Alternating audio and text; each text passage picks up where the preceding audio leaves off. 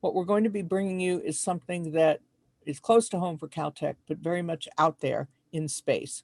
The panel is about whether there is life beyond this Earth, beyond our solar system. And the moderator, who I will introduce to you, is Mike Brown. He is the Richard and Barbara Rosenberg Professor of Planetary Astronomy and Director of the Caltech Center for Comparative Planetary Evolution. But he also has, as you may know, the enviable Twitter handle that sounds like a hybrid of astrophysicist and WWF champion, Pluto Killer. He grew up in Huntsville, Alabama, which is home of the Marshall Space Flight Center, and that fired up his interest in space. He is now hunting for Planet 9, a hypothesized giant planet hiding at the edge of the solar system. So Planet 9 from near space is his project. And here's another bonus nugget for this panel. One of the panelists made Popular Science's list of the Brilliant 10 as the world's first exoplanet meteorologist. So it may be in the future telling Elon Musk the best weather window for landing his Mars rocket. So Mike Brown is ready to take it away. Mike, thank you so much. I just want to thank everybody for coming. I'm excited to be here and be able to tell you about these ideas from our panel about whether or not there's life beyond the Earth. And I want to start out by thinking about this problem in a way that's been, I think, really nicely laid out in a book from one of our panelists, Kevin Hand, who you'll get to meet here in a minute. And Kevin really started out saying, which I thought was a really interesting way of doing it, is that we're in this interesting revolution. We have gone through the stage where we have learned that physics works beyond the Earth. Newton realized that you could use physics to understand what was going on in the solar system. We now can use physics to understand what's going on in the entire universe. Chemistry works beyond the Earth. We started seeing the same chemicals in the stars that we knew was on the Earth. We now see them on other planets. Geology works. It's a little bit weird on other planets sometimes, but it's the same geology that we see here. We even know that aeronautics works on the Earth or off the Earth, works on Mars at least. So all of these things we're showing are general things that work beyond just here on the Earth. One interesting question that we don't yet know the answer to is, does biology work beyond the Earth? And okay, it's a sort of stupid question. Of course, biology works beyond the Earth. The question really is, has biology ever worked beyond the Earth? Or is it really just something that's unique here? And that's the question that we're going to be talking about today. And we're going to be talking about that with three panelists who I'm excited to introduce now to you. The first is going to be Heather Knutson. Heather is a professor of planetary science, and back when we used to have offices at Caltech, I could knock on my wall and she would be right next door to me, and we could just chat all the time. She's the one who Pat hinted what is the first exoplanet meteorologist. She will be talking about planets beyond our solar system and how to find them and what we're going to be finding in the future. Also on our panel is Woody Fischer. Woody is a professor of geobiology, and as part of geobiology, he studies the evolution of life on Earth, how it happens, what's required to make it happen, and how to expand those ideas outward into the solar system. And finally, we have Kevin Hand, who I mentioned earlier, who is a scientist at JPL, who amongst many other interesting things that he's done, one of them is he is working hard to try to get a lander on the surface of Jupiter's icy moon, Europa, and we're going to talk a lot about that. And I'd like the panelists to now come on stage and greet us all. Hi, everybody. I hope all of you work better than me. I'm sorry that was a little bit rocky at the beginning. And I want to start this conversation with Heather, a question for Heather, which is that, you know, all of us open up our favorite news sites these days, and it seems like every week you read about some new planet that's been discovered around a different star somewhere in our galaxy. And we often get these breathless headlines that there's some planets that's been found that's the most Earth-like yet, or several times a month, the first Earth-like, or something like that. And so one of the first questions I want to ask is, what do astronomers mean, or headline writers mean, when they say we've just discovered an Earth-like planet? Yeah. So I think the number one thing you should know about extrasolar planets is that we don't know very much about them. So we're good at finding them. We can measure their radii. We can sometimes measure their masses. If we're lucky, we have a spectrum. So when we say a planet is Earth-like, that is based on very limited information. So mostly what we mean is that it's something that's the size of Earth. Maybe we know that it's mostly rocky like the Earth. And usually it means that it's about the right distance from its star to get about the same amount of light as Earth. But that doesn't tell us anything about whether it has an atmosphere, what it's like on the surface, all the really important stuff. So how do we learn those things about planets? Even though it seems limited, that's a lot of information for something really far away.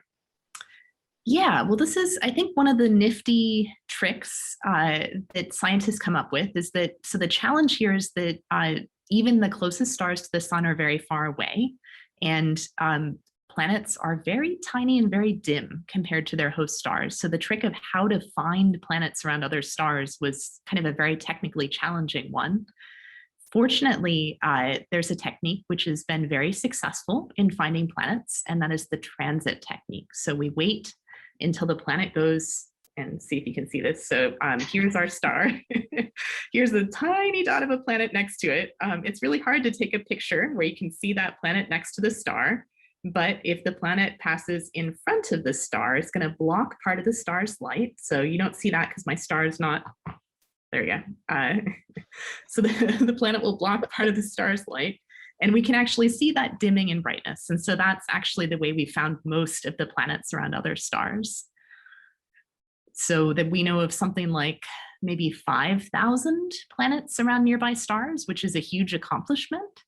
Many of those planets look very different than the Earth does. So although you mentioned we celebrate every time we find one that seems kind of Earth-like, the majority of planets we find are bigger, hotter, and generally quite diverse compared to the planets in the solar system.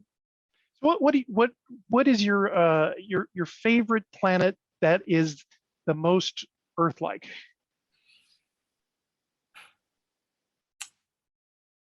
I think we don't really know enough to say if any of the planets we found are actually Earth-like.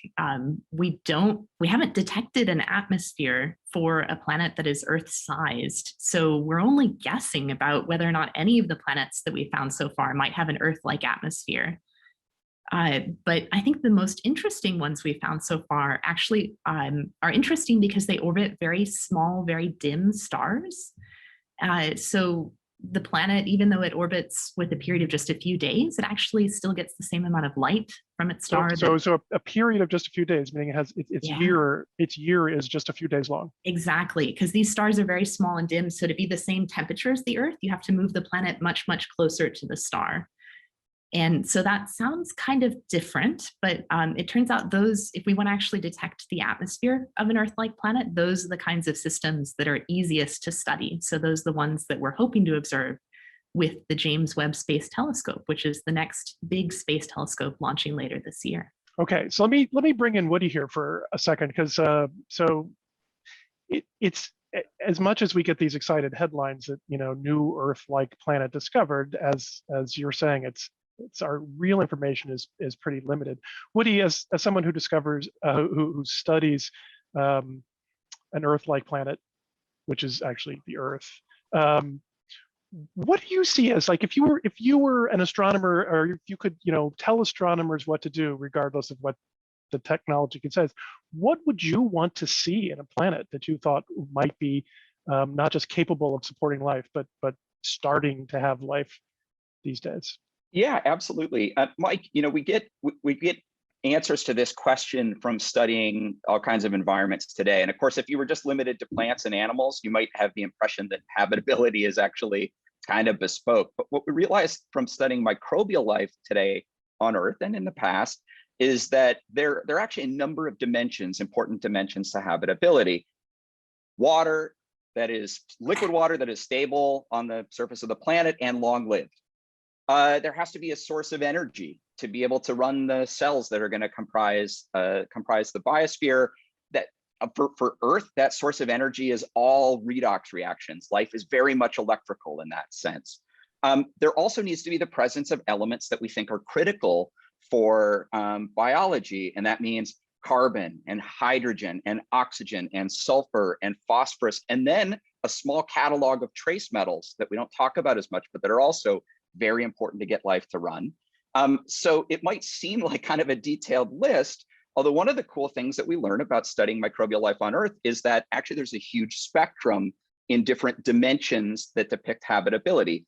For example, life can live well above the boiling point of water, up to almost 150 degrees C, and well below the freezing point of water, maybe down to minus 25 degrees C. Life can live in fluids that are very high pH, alkaline, pH of 12, or down to very acidic fluids like a pH of -1. So we know that there are these huge limit, the habitability, there's tons of kind of habitable volume on our planet that extends far beyond what you think of when you just think of animals and plants. So even though the conditions you mentioned are pretty extreme, they do all have that one basic thing in common, which is liquid water. Is that Yes.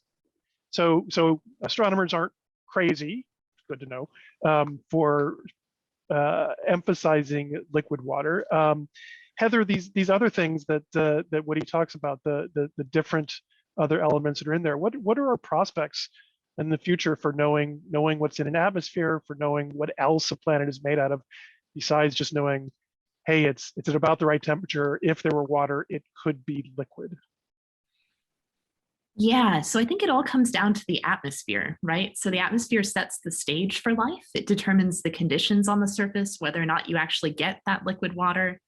But also the atmosphere can be a sort of repository for materials produced by life. So if you have little bacteria kind of covering the surface of your planet, they're taking in gases, they're releasing gases, and so they can alter the composition of the atmosphere merely by being there. And so that might be something that we could detect. So we don't know what's inside the planet. We can't see what's on the surface, but we can inventory the gases in the atmosphere of the planet. And we can ask whether there are gases that don't belong. So gases that if it was just geology, volcanoes, oceans, clouds, that we wouldn't expect to see those gases in the atmosphere. So that would be a way to indirectly infer the presence of life, even very simple life. So, and I can see Woody just itching to go in and to mention that maybe this has happened on the Earth at some point. What are you itching to say there, Woody? Oh, I'll just tell you, it's dioxygen in the atmosphere. I mean, that's a big one, right? I mean, the reason we have something to breathe ultimately owes itself to this photosynthetic process. This innovation that happened long ago filled our atmosphere with dioxygen.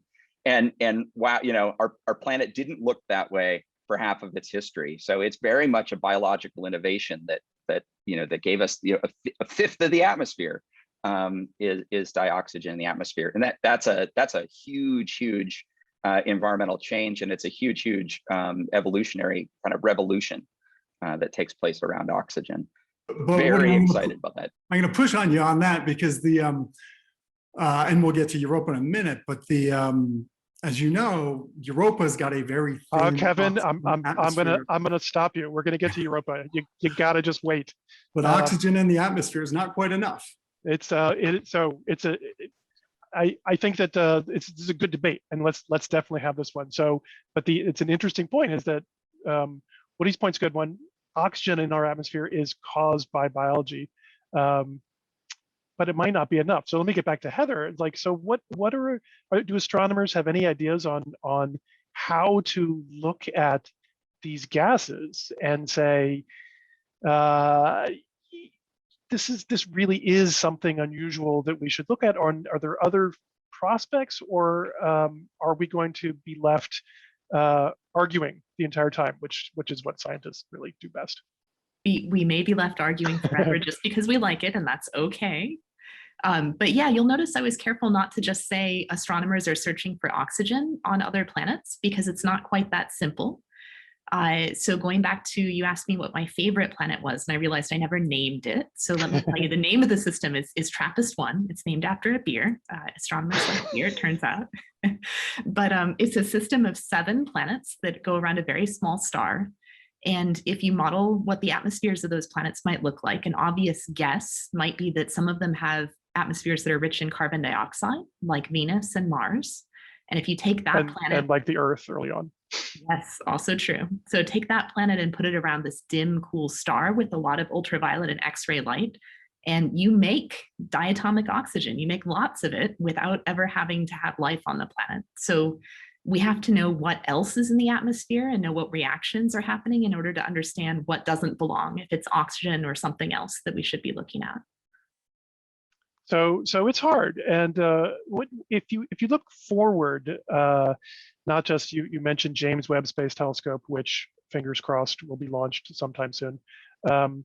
What's next? What are the prospects even further down the road for being able to answer these questions with more detail? Yeah, so the way that we will do it with James Webb is we'll keep looking at these eclipsing planets, so planets that go in front of their star, and we'll try to detect the starlight passing through the limb of the planet's atmosphere and to look for absorption from gases that are in the planet's atmosphere.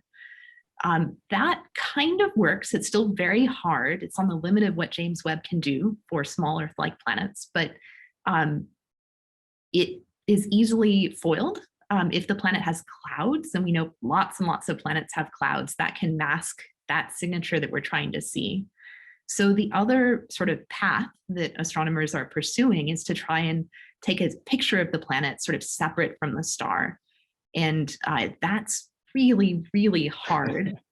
And we're getting better at it, but to do it for an Earth, even around a small star, will probably take a much bigger telescope than we have right now. So something like a 30-meter telescope, which we're planning to build, could possibly do this. So just for scale, that star and planet that you had, that was probably about the scale of Jupiter and the sun. Is that close to what that scale is? Actually, I think this should be Earth and the sun. Oh, is that really the Earth? Okay. Yeah. How hard could it be? I can see it right there. It's much easier because my star is not nearly as bright as a real star. Okay. Yeah, so a better analogy would be if you imagine a spotlight with a firefly next to it. Okay, so I want to bring us back to the solar system here a little bit, and so we've talked about oxygen. Maybe oxygen is a good thing to look for. Maybe not water, liquid water. We have a rover that has just landed on Mars, whose job it is to look for signs of potential microbial life that existed in the past. I mean, but come on, Mars is a pretty crummy place. It doesn't have much in the way of liquid water, if ever. It has frigid temperatures. You're irradiated to surface. Woody, why the heck Mars? It seems pretty unlikely that Mars fits any of these definitions of Earth-like or somewhere we would have microbes or something. Yeah, that's one of the most interesting things. So to look at Mars today and think hopeful thoughts about life is, you got to stretch your imagination there. But one of the most interesting things, I think, one of the most interesting discoveries in the last couple of decades is the recognition that Mars has a geologic record. It has a sedimentary record. So we're not just limited to asking about what it looks like today. We can ask questions about what it looked like in the past. And when you start probing that record, like the 2 rovers are on Mars right now, MSL and Mars 2020, there's water all over the place. There are rivers. There are large, really impressive deep rivers that are empty into lakes and basins that we know don't have particularly exotic chemistry. From the best we can tell, they appear to be habitable. And now, so the question is, were they inhabited? So where did all that water go? It's a great question. With a question like that, you have a catalog of hypotheses to draw from, but probably the most popular is that it was lost to space. It was lost through an escape process of both hydrogen and oxygen lost to space. So we'll get back to the question of why, just because it has had some early water, why it might have, whether it really would have had life or not had life. But I want to focus a little bit on this water and get to a question that Kevin wanted to jump in on. We're finally going to get to Kevin. Let him jump in on this one. So we talk about water. We talk about water on planets around other stars in the galaxy. We talk about how important water was here on the Earth. We talk about, well, maybe Mars used to have water on it. As Kevin will tell you, there are places in our solar system with more liquid water even than the Earth has on some of these icy moons around these giant planets. So the first obvious question that this begs, Kevin, is that great, water is great. It's great to have water. That means that we're interested in going in search of life there. But hold on a second. An icy moon having a liquid ocean sounds pretty crazy, right? You go, so we're talking here, let's say, about Europa, the big icy moon of Jupiter. You look at its surface, it's got things that looks like big cracks in the ice, crevasses. It's super cold. Everything is frozen. Liquid water doesn't very much look like liquid water to me. So why would a place like this have all this liquid water, Kevin? Yeah, so the couple of quick things to appreciate about Europa, and for that matter, Saturn's moon Enceladus, which we think also has a large global subsurface liquid water ocean. First is that sort of counter to popular evidence, Earth is a bad place for life. That is a bold statement. So when we look at the evolution of our solar system, the inner planets, Mercury, Venus, Earth, even Mars, kind of got baked out, and they're relatively dry, rocky planets. But in the outer solar system, it was cold enough for volatiles such as water to freeze out and condense. And so Europa is about 6% by mass water. Okay, well, that's water in either ice phase or liquid, et cetera. How do we know that there's actually an ocean? Can I interrupt just because I actually don't know the answer? What is the Earth by mass of water? It sort of depends how hydrated you figure the mantle is, but it's something like less than 1% if you include the entire ocean. Woody probably knows better than I do. He's nodding. So we'll take it as 1%. That's a big thumbs up, Kevin. Yeah. So then the question becomes, what Heather has described with the exoplanets, that is what we kind of consider as the traditional habitable zone. You've got a planet at just the right distance from its parent star. Wait. I'm going to interrupt you for a second because I really want to get to this, not the question of habitability yet. I want to know why there's water. It's all supposed to be frozen. Yeah. So traditional habitable zone, you're getting liquid water from your parent star.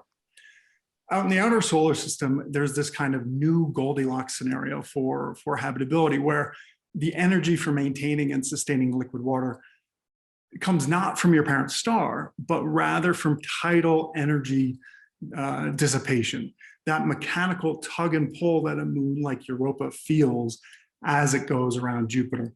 And that's just kind of like, if you take a paper clip and bend it a bunch of times, eventually the paper clip will get hot. Well, Europa in its interior gets hot, and that internal energy then helps maintain liquid water as an ocean on Europa. Can I just say, so Europa gets hot because of the tidal. What's bending it? Why is it bending? Because of the gravity of the tides that are stretching Europa. So Europa's got a slightly eccentric orbit, a slightly elliptical orbit. And Jupiter's got this incredible gravitational field. And as Europa moves around Jupiter, it's stretched differentially such that the tides on Europa. So if you could stand on Europa, you might rise and fall as much as 100 feet in a given Europan day, which is 3.55 Earth days. But that's not enough, because there's one beautiful little quirk of our universe that actually allows liquid water oceans to exist beneath these icy surfaces, and that is that ice floats. So ice has a density of 0.917 grams per cubic centimeter, whereas liquid water is 1 gram per cubic centimeter. If ice did not float, then even with that internal heat coming from tidal energy dissipation, even with that heat, you would lose the water. You wouldn't form that nice icy shell that serves as a blanket to insulate the ocean within. So that's it's a pretty interesting thing about ice. And ice is a weird mineral. It's a really rock. true. This reminds me of a final exam question on my thermodynamics as an undergraduate, which is why do the properties of ice make it so that you can ice skate? And the answer was supposed to be that when you press on ice, it actually melts and it makes it glide. But somebody wrote exactly what you said, which is that if ice didn't float, you couldn't ice skate, which I thought was a pretty good answer. So it's that's a pretty good reason for having a lot of liquid water there. It started out with a region that was colder, so it trapped a lot more water. It clearly has a lot more water there too. But okay, so Europa has this shell that's miles and miles and miles thick, this icy shell, and then there's an ocean down beneath it. How could there be life down there? Well, Woody touched on this earlier, and when we think about oxygen, of course, that's tied to photosynthesis. In an ice-covered ocean, you're going to be cut off from sunlight, so photosynthesis is not going to be an option. But chemosynthesis, life powered off of the chemistry of, say, the seafloor, could help drive life. And we can come back to some of the oxygen later, but there's also a mechanism for delivering oxygen to the ocean. But Woody, what are your thoughts on the viability of, let's put it this way, not just the habitability, the viability of chemosynthetic pathways within Europa's ocean, but also the origin of life itself? Because really, when we talk about the search for life elsewhere, it is about this question of whether or not the origin of life is easy or hard. If the origin of life is easy, life is everywhere. The origin, potentially. If the origin of life is hard, then we might be the only example of that. We might be some sort of biological singularity. Yeah, I think that's a really, really good way of putting it, Kevin. The thing that's probably so interesting is that the origin of life science has received a lot of attention over the last decade. It's an absolutely hot topic, and there's a lot of really great experimental work being done to try to understand it. That said, there are still places in understanding life's origins on Earth where we kind of wave a magic wand. Go like this, and then life happens. But each year, we have to do less wand waving as we get a chance to fill in more things. And ideally, what I think is going to emerge is, hopefully we understand how life arose on Earth, but that we understand more broadly, perhaps there's a catalog of different ways that might lead to life. Earth maybe has one of them, or maybe even a couple of them. And ideally, we can have a catalog of a couple of different things that then we can say, these processes are important, these materials are important. And then we can use that to say, are these materials present in a Europan case? Are these materials present if we look outside the solar system? How likely are they to be on rocky planets? How those kinds of things. So I think it's really, I think it's the answers to that are not far off, the answers to those questions. And there's a really interesting compare and contrast where the sort of bifurcation in the origin of life is, could it occur within hydrothermal vents at the bottom of our ocean, or could it occur in tide pools on the shores of Earth's ancient ocean? Both of those modes are viable for ancient Earth. Mars, if life originated on Mars, it potentially would have been ancient tide pools on the seashores. But Europa really only has one viable way for the origin of life. I'll put an asterisk by that, but that would be the hydrothermal vent origin of life. And so when we go out and potentially explore these worlds, we are able to potentially test hypotheses for the origin of life itself. And one nice thing about Europa is that life could still be alive there today. It's extant life. All right. Well, we're going to get to that here in a little bit. But I want to poke at this idea of life and life forming on Europa and life forming on Mars. With my first question on Europa. So it's an ocean that is it's dark, not a not a drop of sunlight makes it through that that huge shell. Maybe there are hydrothermal vents at the bottom of the ocean, where the ocean meets the rock. Maybe not. We actually don't know that for sure. But let's be optimistic and say that there are. But Woody, do you know? Are there examples on the Earth? Is there any life on the Earth that is currently extant, that is 100% dissociated from sunlight? You know, people sometimes say, "Oh, there's stuff at the bottom of the hydrothermal vents," but I think all of those ultimately rely on food that comes dribbling down from the top. Are there places on the Earth where there really is utterly independent from the sun? Yeah, Mike, that's a really, really good question, because you'd think, why do we not know that? Why do we not have a really firm answer to this question? And it's because the impact of the kind of light-driven biosphere is so strong. Oxygen makes it everywhere, carbon makes it everywhere. Things, you know, the Earth's surface environments communicate with one another. You know, there's mass transfer, there's chemistry that's taking place. That said, there are some candidates that you can find exposed in mines deep in the Earth's crust, where you can make a case, a reasonable case, although not a definitive one, that though there are microbes that are there that have a chemosynthetic metabolism. They're just using energy that's being made by the minerals that are present in that environment and the reaction of those minerals with water, and they can hack it. They can make a living. Now, that said, let me just add one more thing to that, Mike, because the light, the way that light comes into the biosphere, is light energy, is photosynthesis. And photosynthesis is old, but not as old as life itself. So for sure, there was an interval in the history of our planet when the biosphere was present, but not yet photosynthetic. And that is de facto a chemosynthetic biosphere. We don't know much about it. It happened long ago, think like 4 billion years ago. But it happened. It did happen. It is in the history of the biosphere on Earth. So I mean, in some ways, you could say that's an existence proof for something Europa-like, at least being viable, if that chemistry is active and we can get those right chemicals on there. I want to go back to something that Kevin said, and poke at that too, because we didn't really talk as much about Mars as people often want to when talking about life.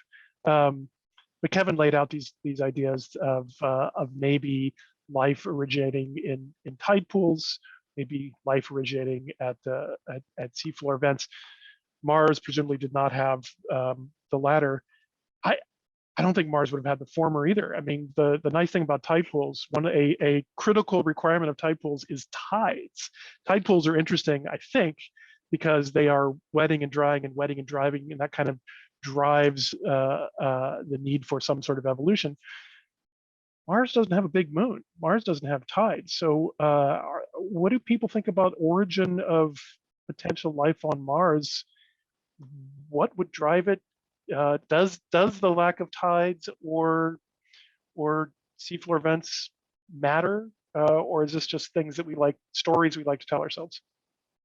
Well, I think those are really good questions. It's definitely stories we like to tell ourselves. That's for sure. But Mars does have these environments that look, you know, these what we call lacustrine or lake environments that underwent episodic drying and wetting. They're closed basins, and so it depends on the water budget. What's happening? Did it rain in the catchment that day or that year? Did it snow in that catchment the last 10,000 years and now it's melting and coming into? We don't know a lot about the cadence though of what we know that those drying and wetting and drying events took place, but we don't know much about their frequency. But what is the current rover? You know, what do you think we're going to find in this current rover? Are we going to have answers to these questions, or is this going to be definitive, or like so much of what we do, it's going to be these are some really interesting clues into what's going on? What are your hopes for this Mars rover? Well, okay, here's a hope and a quiz. Okay, this is for the astronomers. You can see what we're looking at there. Okay, Mike, what is it? It's a stromatolite. It's a stromatolite. Okay, so this is I a have rock. one on my desk too, so that I was cheating. This is this is a rock. It has this really characteristic lamination to it. And you hold it up a little closer. So we can see that lamination. Yeah, there we go. You can see this kind of lamination that curves up and over each one of them. So this rock is almost 3 billion years old. It's one we collected in Western Australia. It's some of the earliest evidence of life on Earth. It's like the fossil residue of what was once a microbial reef. Okay, this you can see with your eyes. So tell me what a microbial reef is. I don't think I know that term. But go before plants and animals. The planet still has reefs, even though there aren't corals, even though there aren't algae around. And it's microbes that are there, making mats and buildups. And if you've spent time in some coastal areas, you step into an estuary. It's very mucky. A lot of it's very organic. Okay, that may have felt gross, but that's what the Earth looked like for a long time before plants and animals. And they leave behind a really characteristic fabric and rocks. And so this type of rock, if we find this with Mars 2020, we're drilling it, we're bringing it back. We're going to be incredibly excited. We'll probably throw a giant party. But this is the thing that we're looking for. And I'll tell you right now also that this rock, even though we're 95% sure that microbes made this rock, in part because there are other chemical and physical factors in the environment that are important.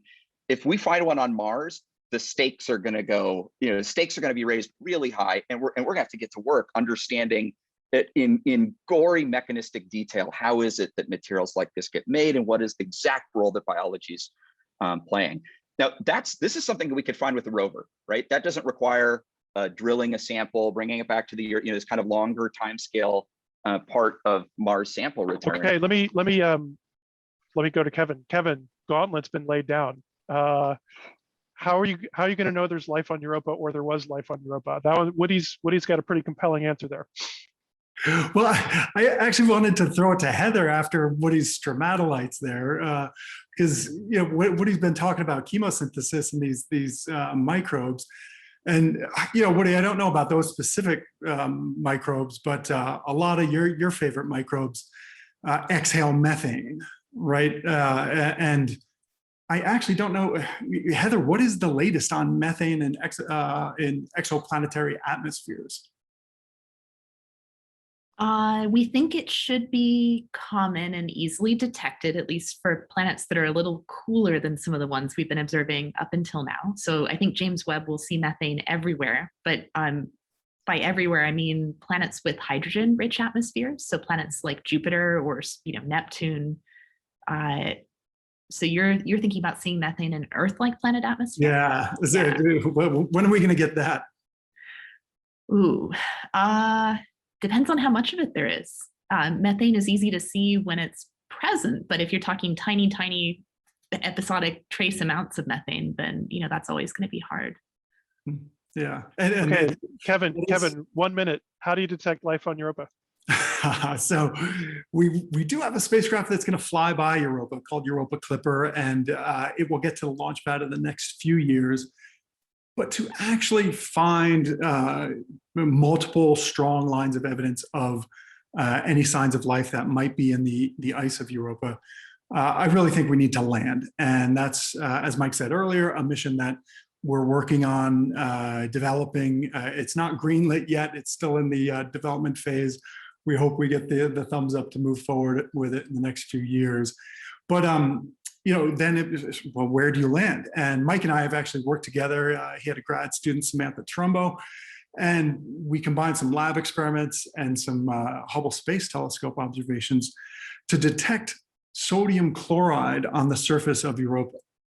And so I think that if we could put a lander down in a nice salty patch on Europa's surface, that would be a good indication that we have landed on a place where ocean water from below has come up onto the surface because there are salts there. And if there are salts there, then maybe there might be mixed in with that some of the organisms, should they exist, that have also come up from the ocean. Okay, so, and I will admit here that the big salty patch on Europa, we have nicknamed Margaritaville. I have to, as a closing here, we have to be on our closing here. I have one question for each of you that I want you to answer, and I'm going to ask you a question. I want you to give me just your best guess of a probability of something, a different one for each of you. You know, scientists don't really like to say yes or no. They like to give sort of probability. So give me a probability. Woody, if we could start the Earth all over again from, like, let's say the moment of the giant impact that that hit the Earth that made the moon, that's kind of clearly the Earth was sterile at that moment because it was mostly molten. If you could run that experiment 100 times, how many times would life develop? Oh, that's a great question. I think unity. I think it's happening again and again and again. Now, I am not so certain that I end up sitting here. If you play, if you play the tape again, it's not obvious that we're here. We might be highly contingent on a special history, but I think there's high probability that our planet was destined to become living. There might be octopuses sitting in your office instead of you. That would be okay too. So that's a pretty high number. One when your choice is between 0 and 1. One is pretty optimistic. So this we'll see how optimistic the rest of us are here. So Kevin, you're next. I'm just going to flat out ask. We go to Europa. We not just that we collect samples from Margaritaville and have them with a lime, but we actually drill down into the ocean and sample the waters in there. What is the probability that we find extant microbial life? So I'm going to sidestep your question. This is also what scientists like to do, not answer questions. And simply say that based on what I've learned from life on Earth, I predict that the origin of life is easy. I say that with caution. And so I think that we will find life elsewhere, either evidence of it on Mars or living today in Europa or Enceladus. But part of what, as exciting as it would be to find life within Europa's ocean, the flip side is also true. If we search throughout our solar system and beyond and find no signs of life, that is also really profound. Because instead of living in a biological universe, we have now learned that life is exceedingly rare and the origin of life is very hard, and we are, to some extent, it. Now, obviously, you got to search really long and hard to come up with that conclusion that it doesn't exist elsewhere. But a null result is also powerful scientifically and philosophically when we think about why we're here and the meaning of life. So okay, so let's take it to the galaxy. So as Kevin has said, and as Woody said, one of the reasons, not just for its own sake, but one of the reasons for looking at Mars, looking at Europa, is to try to understand: is it easy? How common is life? How easy is it to form?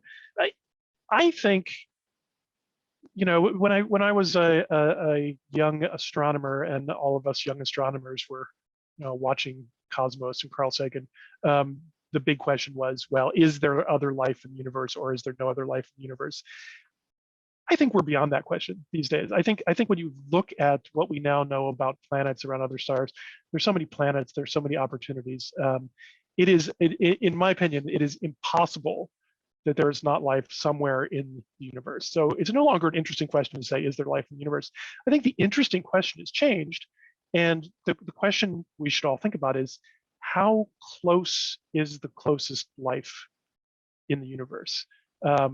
If life is common, you look up in the sky and it's every single star you see has something like life. If life is really hard to make happen, then maybe we're the only one in our galaxy. So, Heather, this is not a probability. This is a distance. How close is the closest life, do you think? Other solar system doesn't count. I'm going to say our sort of local arm of the Milky Way galaxy, because I think even just going out That's that far, pessimistic. Oh, okay. I mean, compared to, so Woody said 100% that the Earth would have life over again, which I think he means pretty common. Kevin thinks it's pretty common. So, our local arm means like, I don't know, a dozen in our galaxy. Is that, maybe I should ask that question. How many planets in our galaxy do you think have microbial-like life?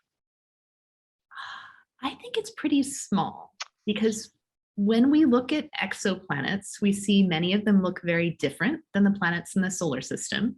So while small rocky planets may be common, I expect that they're quite diverse. I expect they'll have very different kinds of atmospheres, very different orbits, different planetary systems. And I think all that diversity, unless life is really general and happens pretty much everywhere, I think that diversity might, I think that's why I come down on the less likely side. Okay.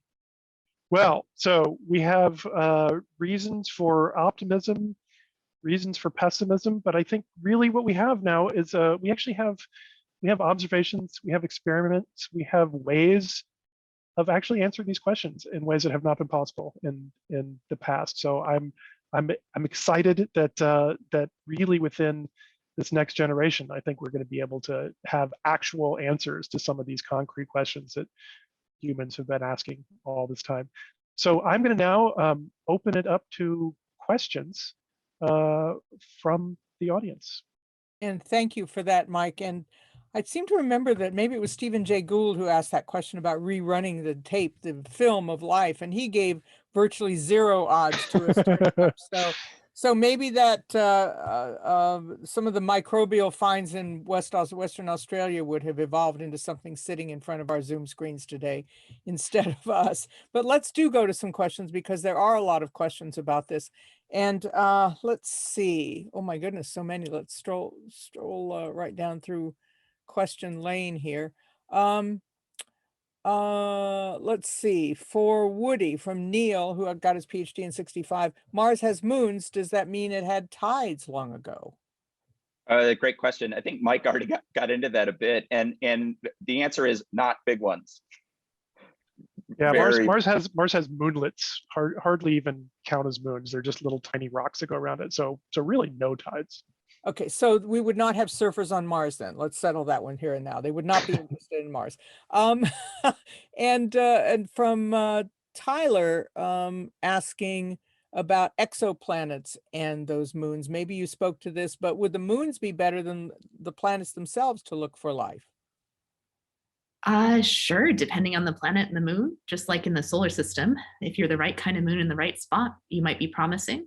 You could be a very Earth-like planet, but if you're in the wrong orbit, or if you're too far or too near your star, then that's no good. So it's all about. And Heather, what is the prospect of finding moons around exoplanets? I thought we would have found them by now, because they tug back and forth on their planet. I thought we would have seen that signal in some of the surveys. So I'm expecting any time. Okay. Heather, hold your breath. Oh, sorry, Heather, there in the 90s, I remember a kind of false alarm. I was driving down Sunset and I heard on the radio that fossilized microbial evidence of life on Mars. And I actually had to stop the car and listen. I was so engrossed.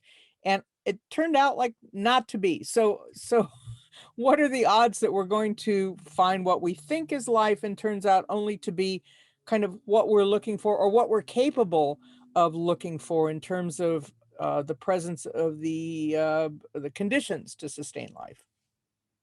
If you're talking about exoplanets, I can virtually guarantee that there will be multiple claims to see something that is evidence for life that will be hotly debated, some of which will probably be disproven down the road. It's a high stakes question. A lot of people are really eager to be the first ones to find that sign of life. I gotta say, Heather, the first time that there is a good oxygen detection in an exoplanet atmosphere, I'm still showing up at your house with a bottle of champagne. We would, yeah, whether or not it's from life, that would be a celebration for sure. Because your arguments have ranged from Earth is a very bad place for life to Earth can be a biological singularity, and we'll find out who knows how long from now who's right and who's going to be owing champagne to whom here. Jay, who graduated in '80, says, is there a reasonable statistical argument for the existence of life in the universe? Ooh, Kevin, do you want to try to take that one? I don't know about a statistical argument, but I would say that there is a pretty good thermodynamic argument just from the second law. We get very precious about life because we are it and we value our lives. But really, biology is kind of a layer on top of geology that alleviates chemical disequilibrium in the environment. It does so, Woody made reference to electricity earlier. And just like if you go to a store and buy a AA battery for your flashlight, that battery will stay charged for a long time until you put it in the flashlight and turn it on. Just like chemical energy in a rock will stay in that rock and it'll eventually dissipate. But now if you turn the flashlight on, the energy from the battery goes out relatively quickly because you've created light. Biology will extract energy from a rock or from the atmosphere or whatever its environment is and help dissipate any stored energy faster. So that's not a statistical argument, but more of a laws of thermodynamics. Technically we refer to it as the negative change in Gibbs free energy. Arnold, who got his PhD in '68, says, would you expect surface ice on Europa to recycle to the interior? And if so, would you expect to find evidence of life on the surface? We sure hope so. And part of what Mike and I have worked on over the past few years indicates that some of that ocean water from below most likely has come up to the surface. And if stuff is coming up to the surface, then maybe it's getting cycled into the ocean because you have to kind of balance out. And with the Galileo imagery, we know that Europa's surface is very, very geologically young. We know that because as astronomers and planetary scientists, we use craters. The number of craters on the surface is a metric of surface age.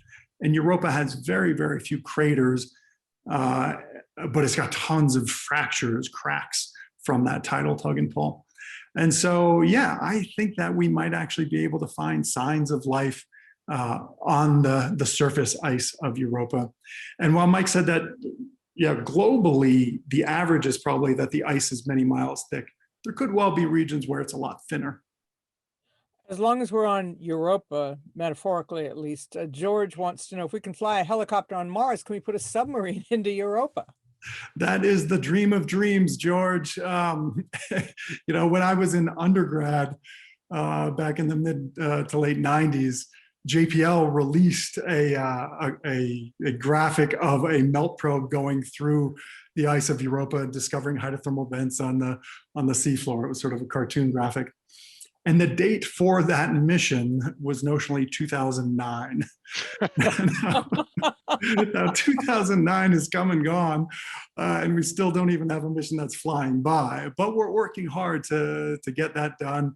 And then also, as I mentioned, hopefully have a lander. And after the lander goes, we would know enough to then send a melt probe. And up at JPL, we are working on variations in the sort of preliminary design of what a melt probe would have to look like. And by now we all ought to be traveling by jetpack too. Don't we wish? Steve from the class of '70 and Jim, the father and father-in-law of alums, says, and this is a question that it expands beyond your Earth-centric idea. The question is, are there plausible alternatives to the carbon-based life we've been talking about and looking for, or life on different timescales? Go for Woody. Woody? Yeah, that it's a great question because it's one of these things that really, okay, so what is it that we really understand? What are the rules of biology, and do we really understand them, and can we really demarcate them? And there's been a lot of work that's come out of, you might call it even biological engineering or synthetic biology, where you say, I think I understand the principle. I think I understand why DNA is important, for example. Well, let me then start making flavors of it that are totally exotic, that don't have, and then how do they behave? Well, just chemistry. I'm just asking about their chemistry. How do they behave? And that often teaches you things about, okay, well, it's not phosphorus that's so important in DNA. It's that there's a repeating negative charge.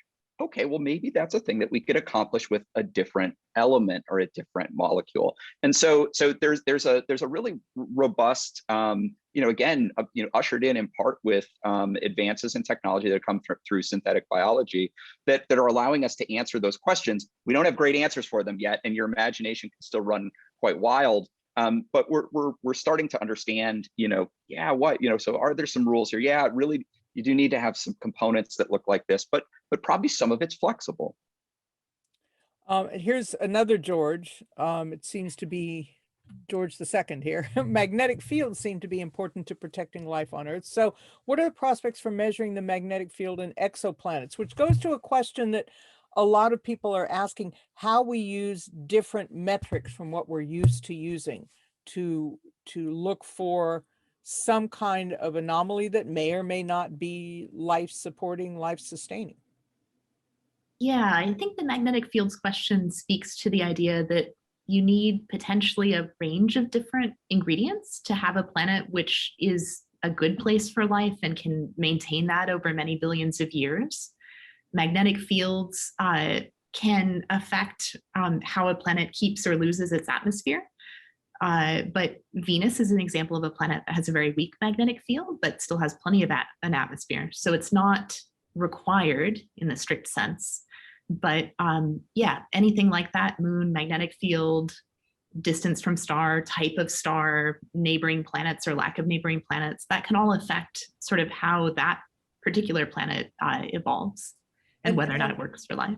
Can I pipe in on this one real quick, just because it is a really interesting question. So it's one of the things we think on one of the reasons why Mars maybe doesn't have water these days is because it didn't have a magnetic, or it lost its magnetic field, atmosphere got stripped out. And I just want to mention a project being done by Greg Hallinan, a professor of astronomy, who has a whole set of radio telescopes up in the Owens Valley who are searching the sky night after night, looking at the interactions between stars and potentially the magnetic fields of exoplanets. So even that, we're starting to go down the road of learning about how other planets around other stars have magnetic fields and how they interact. What about the technology that you're able to use? We talked a lot about that with the astrophysics folks earlier in the day. You know, the Arecibo array went down, at least one telescope there. Do you have the equipment and what is the state of technology with the equipment that you're able to use to look for the things you are looking for?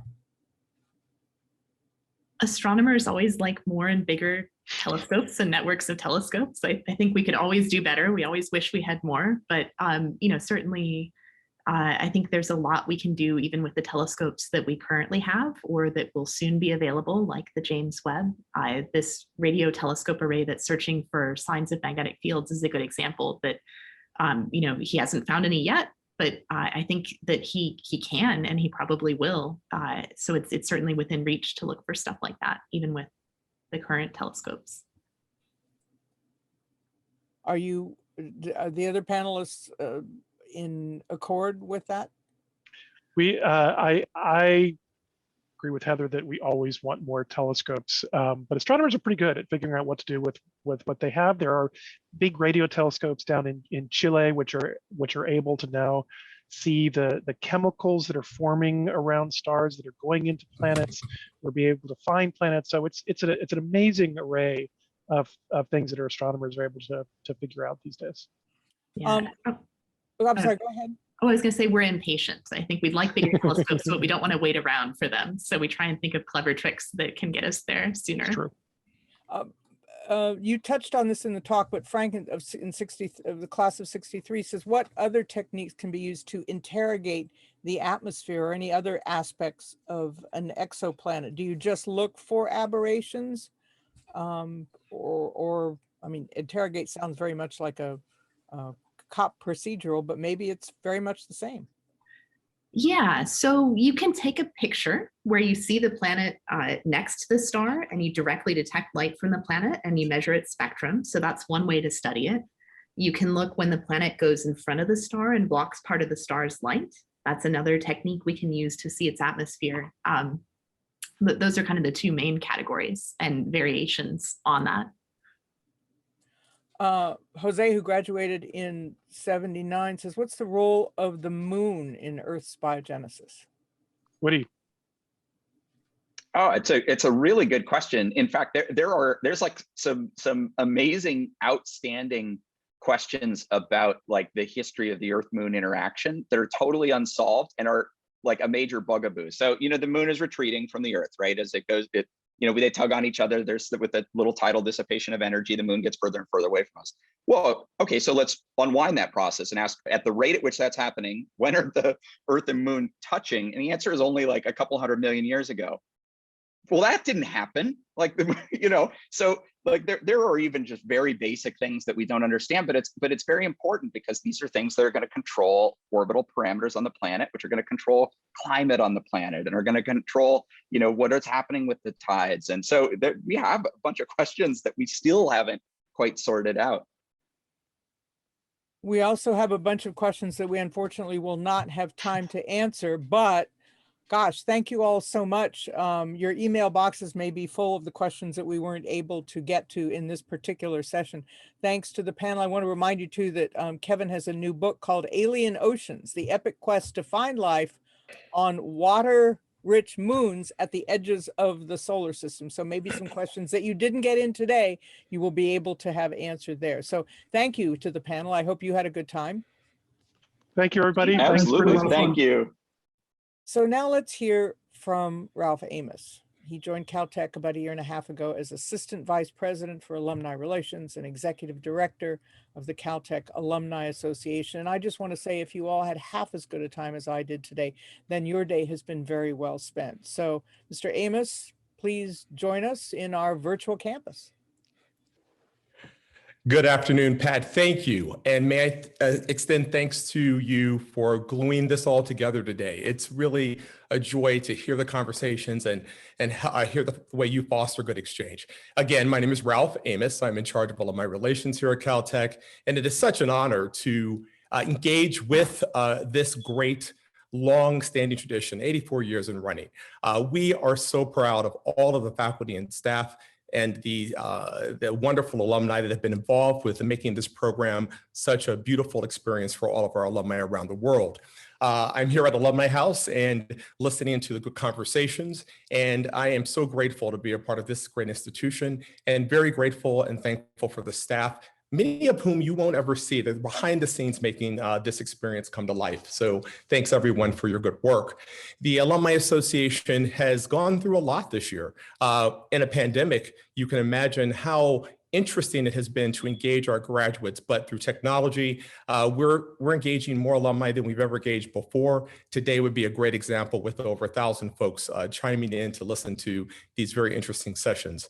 We're also looking at new ways to connect you in personal and professional ways online.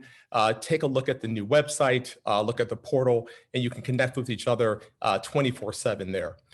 We are appreciative for this great opportunity and look for you to stay engaged in the future. Have a great afternoon, stay safe, and thank you for being a part of Caltech. Goodbye.